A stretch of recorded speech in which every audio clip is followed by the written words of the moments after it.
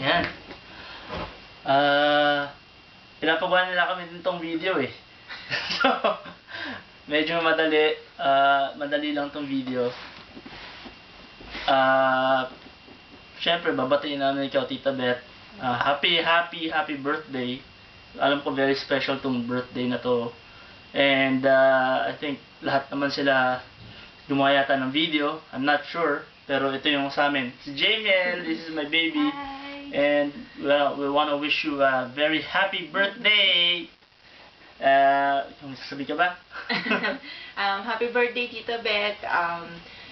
Gusto ko lang magpa-thank you dahil kahit na isang beses pa lang kita nakakasama, naramdaman ko na yung kindness mo, tsaka yung welcome, naramdaman ko na welcome ako dun sa family. Kaya I know na special ka sa lahat, and